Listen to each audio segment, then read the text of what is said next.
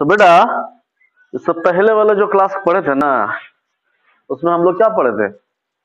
Gravitational field नहीं पढ़े थे, ग्रेविटेशनल वैल्यू जी का वैल्यू पढ़े थे हम लोग, ठीक है।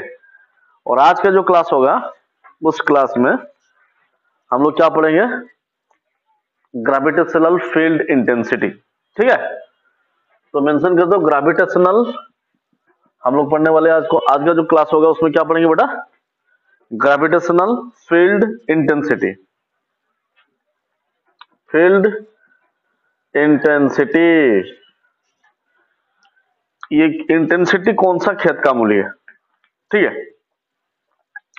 तो जो ग्रेविटेशन पढ़े थे ना बेटा, तो सबसे पहले देखो हम बोलेंगे ग्रेविटेशनल फोर्स जो था F equal to G into m1m2/r², इतना था ना।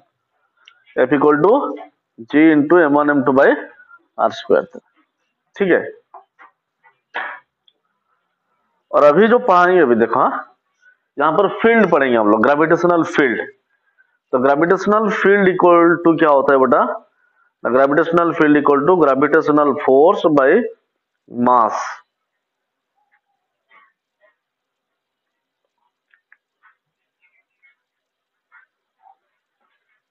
ठीक है।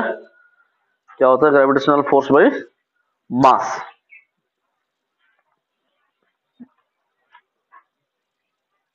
ठीक है। तो ग्रेविटेशनल फील्ड इक्वल टू कितना होता है? फील्ड, ग्रेविटेशनल फील्ड को हम लोग ई ले लेते हैं अपने हिसाब से, ठीक है। और इसको आई ले लो, कोई दिक्कत नहीं, आई, ठीक है। फील्ड इंटेंसिटी इक्वल टू होगा एफ बाई एम। तो ग्रेविटेशनल फील्ड होगा एफ बाई एम। और जो फील्ड इंटेंसिटी क्या होता है? तो फील्ड इंटेंसिटी क्या होता है बेटा? कि सोचो, हम पहले क्लास में बोल चुके हैं, तुम लोगों को याद है कि नहीं?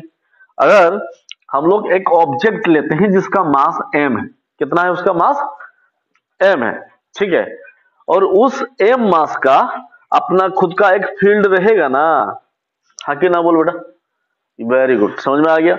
तो इसका मतलब इसका खुद का एक फील्ड होगा, ठीक है। अच्छा, उस फील्ड से कुछ एक दूरी पे एक पॉइंट P मेंशन करते हैं, वो कहां पर, कहीं पर भी हो सकता है, यहां हो सकता है, यहां हो सकता है, दिमाग के अंदर हो सकता है,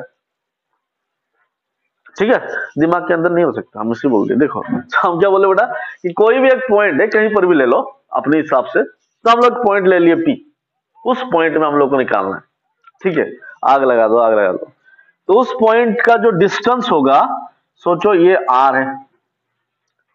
तो इस फील्ड का, इसका फील्ड यहां पर पूरा का पूरा चारों एरिया में फील्ड है, लेकिन उस पॉइंट में जो फील्ड निकालेंगे ना, उसको फील्ड इंटेंसिटी बोला जाता है। तो इंटेंसिटी का मतलब क्या है? The field, the point inside the field, the point inside the field where we calculate the field strength, the point inside the field where we calculate the field strength, जहां पर हम लोग फील्ड का strength निकालेंगे। The point inside the field where we calculate the field strength, ठीक है। तो यहां से हम लोग देखें कि ग्रेविटेशनल फील्ड का फॉर्मूला क्या बना। द ग्रेविटेशनल फील्ड का फॉर्मूला बना G into M M by R² whole divide by M. तो मामा ने मामी को काट दिया, I equal to G M by R² हो गया। समझ में आ रहा है कि नहीं? इसका मतलब क्या हुआ कि अगर फील्ड इंटेंसिटी निकालना है तो बेटा फील्ड इंटेंसिटी के लिए सिर्फ जिस ऑब्जेक्ट के लिए तुम लोग फील्ड निकालते हो उसी का मास ही कंसीडरेशन में होगा। उस पॉइंट में कोई मास नहीं होता है। समझ में आ रहा है कि नहीं?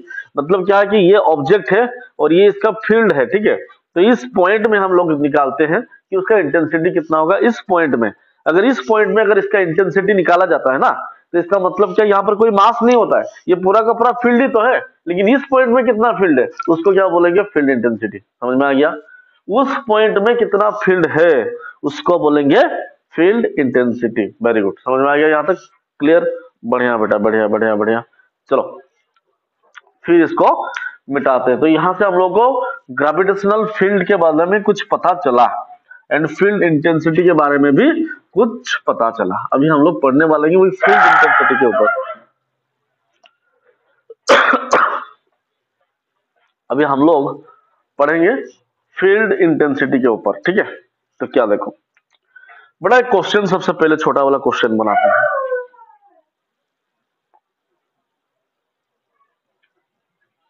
ठीक है, ये एक ऑब्जेक्ट है जिसका हर एक पॉइंट का जो मास है वो हमारा कितना है, 2 kg है। ठीक है, और हर एक साइड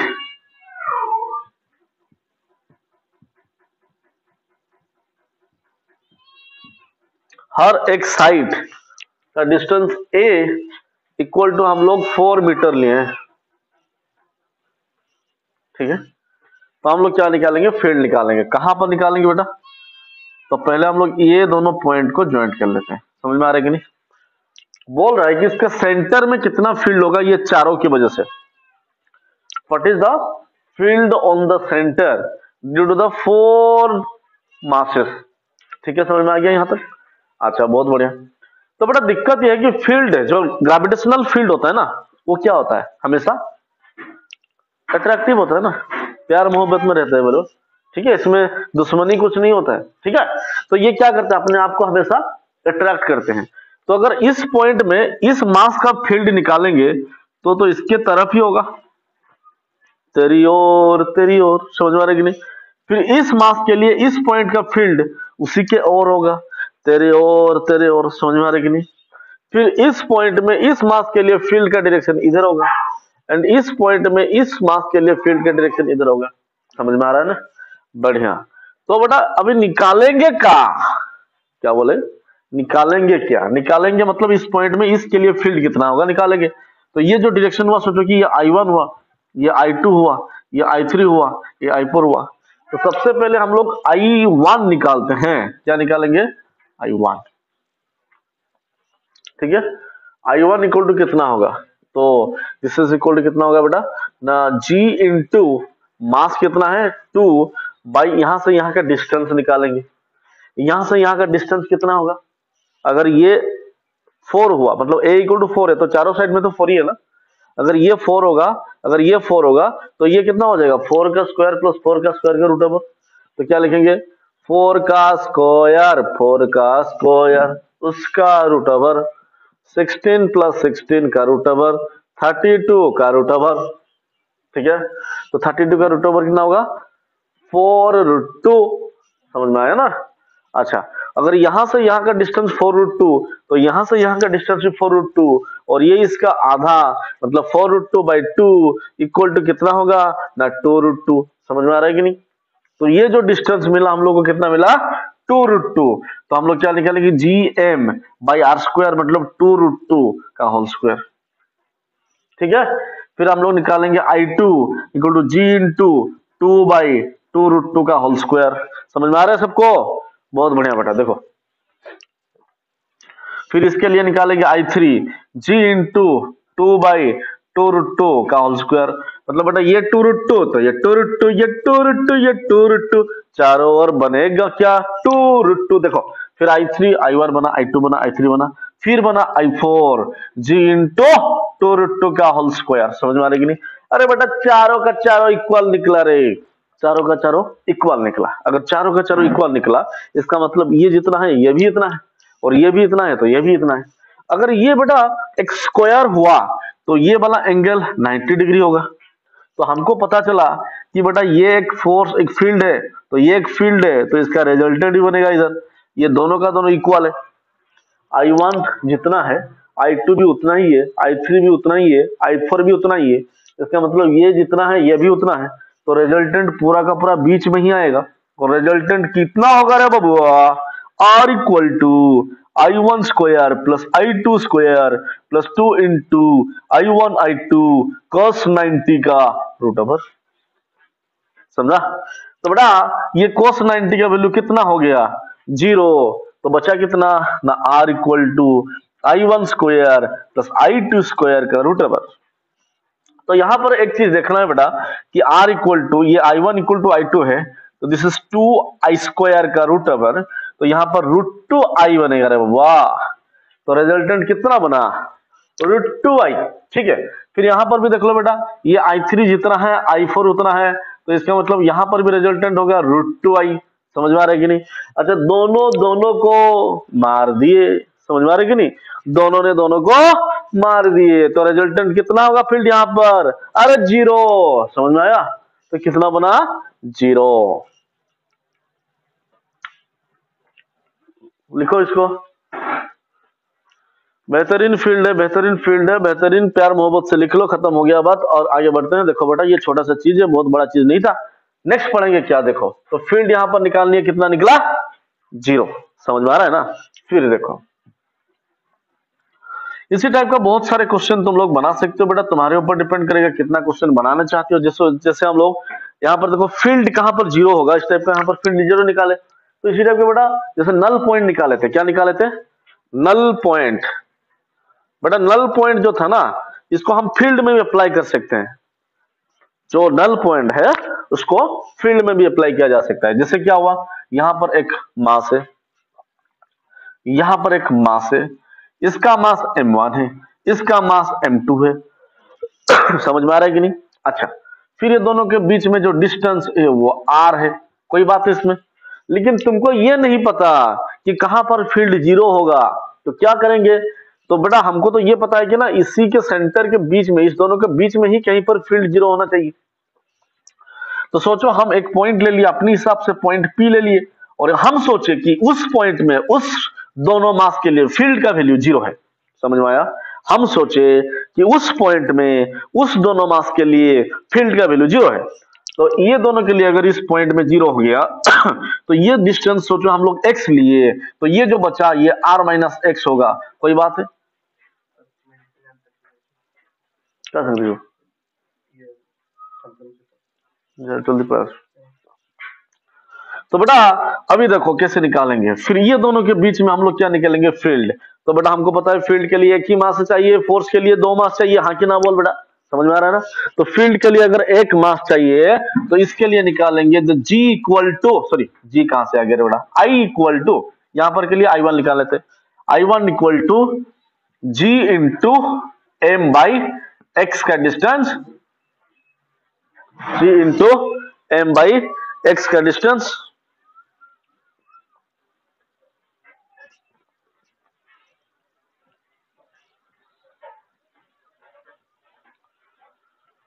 फिर देखो I2 इक्वल टू ये दोनों का बीच में निकलेगा बेटा G into M by R minus X का डिस्टेंस। ठीक है, फिर इसको इक्वेशन 1 बनाओ, इसको इक्वेशन 2 बनाओ, दोनों को इक्वल कर दो। If I1 minus I2 equal to 0 equal to I1 equal to कितना बनेगा, I2। अगर ये दोनों देखो I1 minus I2 equal to 0 हुआ तो ये नल हो गया ना, यहाँ पर कुछ नहीं है, फील्ड 0 हो गया। अगर यहाँ पर I1 इक्वल टू I2 हुआ तो बेटा I1 का वैल्यू निकाले हो G into M by X square equal to कितना निकालेंगे, G into M by R minus X का होल स्क्वायर। G ने G को मार दिया, M ने M को खा लिया, तो बनेगा कितना, अच्छा M1 M2 है, सॉरी गलती से मैं तो लेके ना बाबा, गलती हो गया, गलती हो गया। M ने M को कैसे खाएगा, मास अगर इक्वल होगा तब खाएगा ना, ये M1 है ये M2 है, तो क्या निकालेंगे बेटा, that m1 by m2 equal to X square by R minus X का होल स्क्वायर। ये तो पता होगा तुम लोगों को, क्रॉस मल्टीप्लिकेशन कैसा होता है, झूठ मत बोलना, झूठ मत बोलना, पता है ना, वेरी गुड। सुना देखो, तो बेटा यहां पर क्या करेंगे, देखो x by R minus X whole का स्क्वायर इक्वल टू होगा m1 बाई m2। ठीक है, तो फिर देखो x by R minus X equal to m1 by m2 का रूट ओवर। इसको याद रखो बेटा, अगर इसको याद रह गया तो बेटा कुछ भी कर लो, कोई भी क्वेश्चन आए तुम लोग आराम से बना सकते हो। ठीक है, हो गया। अगर बेटा m1 इक्वल टू m2 हुआ, क्या बोले बेटा, यहां पर एक कंसीडरेशन केस लिख लो। If m1 equal to m2 दोनों का मास बराबर, ठीक है, दोनों का मास बराबर, m1 इक्वल टू कितना हो गया, m2, तो बेटा यहां पर बनेगा x by R minus X equal to m by m का रूट ओवर।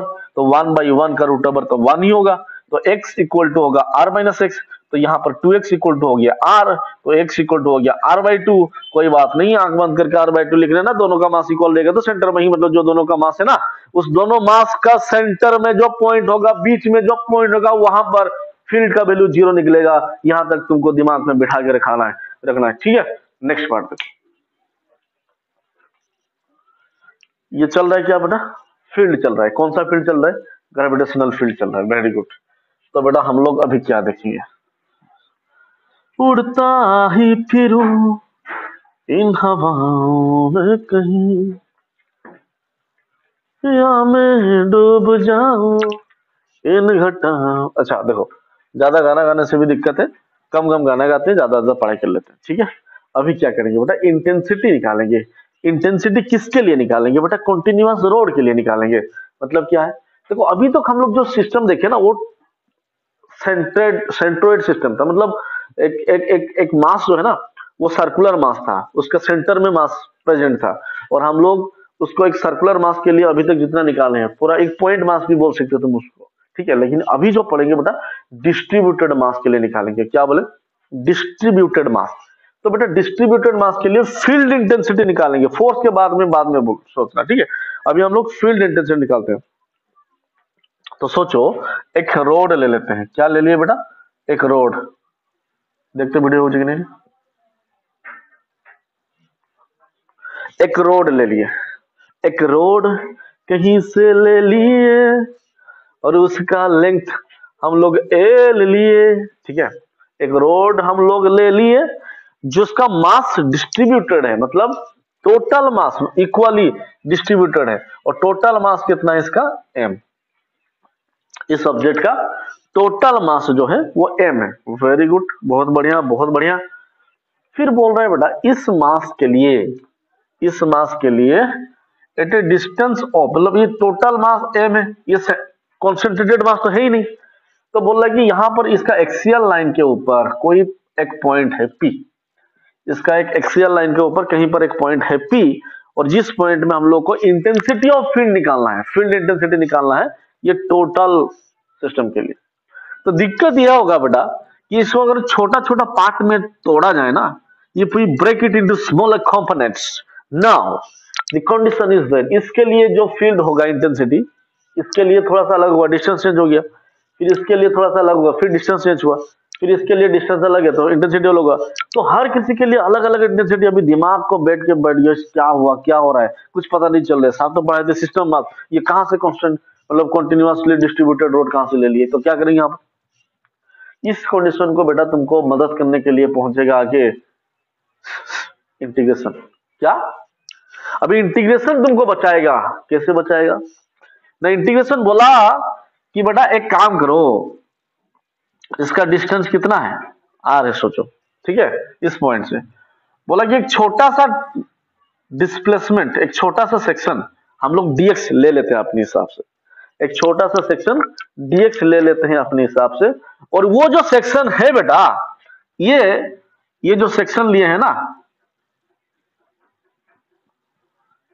अच्छा ये सेक्शन का value at a distance of कहां पर है, x। कितना डिस्टेंस में, दूरी सही जाए ना, समझ पा रहे कि नहीं। तो यहां पर x डिस्टेंस में है, जहां पर x का मिनिमम वैल्यू कितना हो सकता है, r। जहां पर x का मिनिमम वैल्यू r हो सकता है, ठीक है।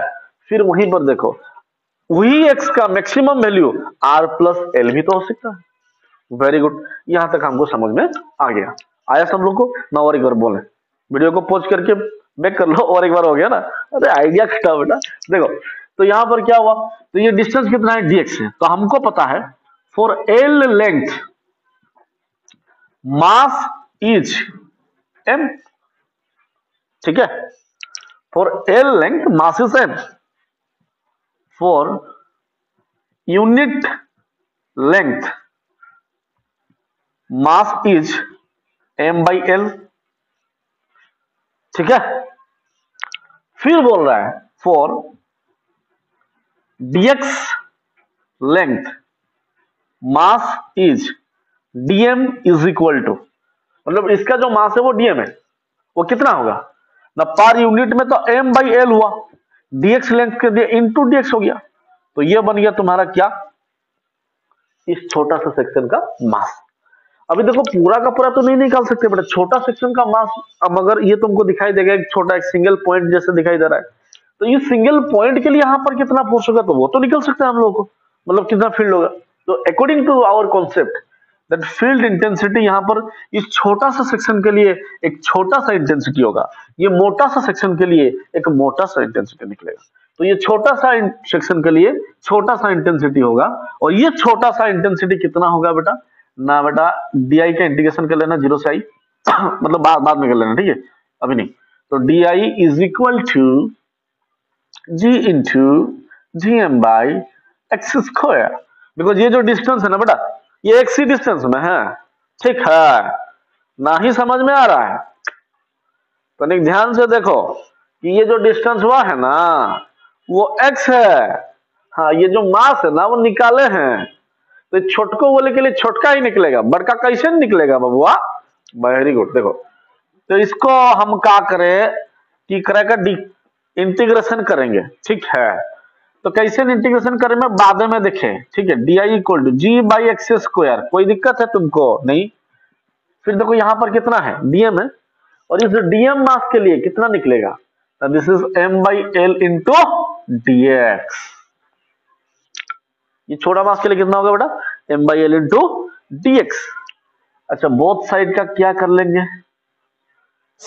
इंटीग्रेशन, तो बेटा यहां पर डी आई के लिए जीरो से आई, यहां पर कितना हुआ dx के लिए x का मिनिमम वैल्यू कितना है r है बेटा, यहां पर वेरिएबल dx है, जहां पर x का मिनिमम वैल्यू r है और उसका minimum value r plus L है। अरे समझ में आया कि नहीं आया, अरे हाँ कि ना बोल बेटा, आगे समझ में।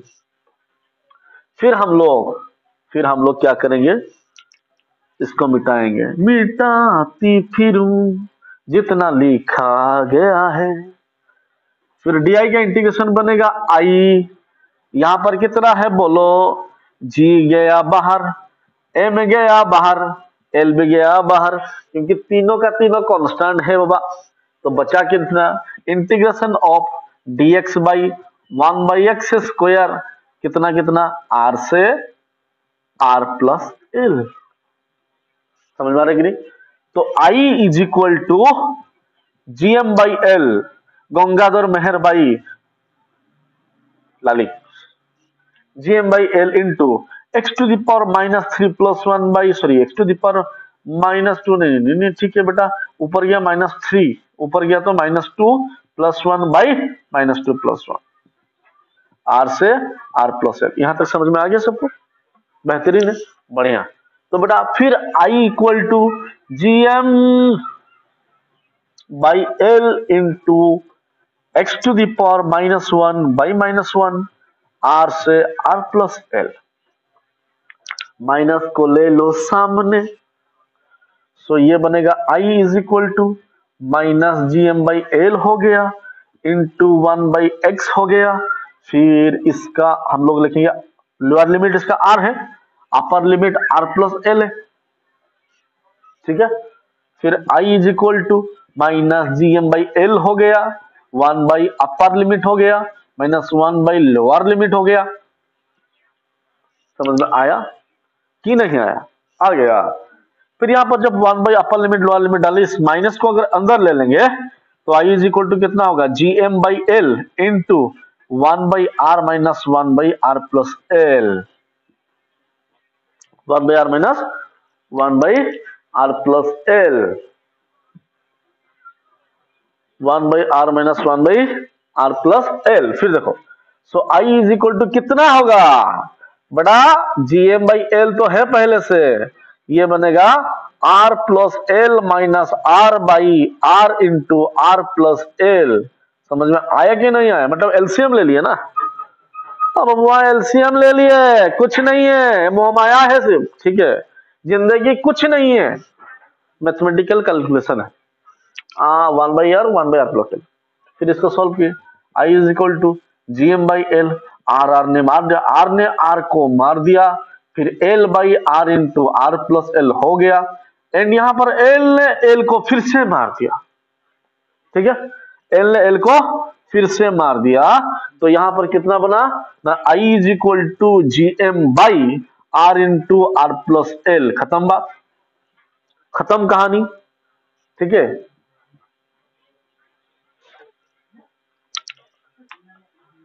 हो गया समझ में? अरे आया कि नहीं आया बोलो रे बाबू, अरे बुझलू कहीं, हाँ ठीक है। तारपर देखो এটা যেন পहलाটা क्वेश्चनটা করলে নয় नो কারা করলে वो, हम लोग यहाँ पर बनाए एक कंटिन्यूअस रोड के लिए बना लिए। किसके लिए बनाए? कंटिन्यूअस रोड के लिए, जिसमें मास जो है ना इक्वली डिस्ट्रीब्यूटेड है, ठीक है, मास जो है इक्वली डिस्ट्रीब्यूटेड है।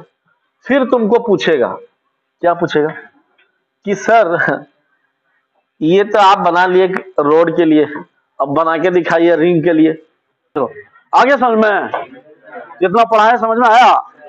बहुत बहुत धन्यवाद आप लोग को इस वीडियो को यहाँ तक देखने के लिए। नहीं ऐसा नहीं बना रहा हूँ ना, बहुत बहुत धन्यवाद आपको इस वीडियो को यहाँ तक देखने के लिए।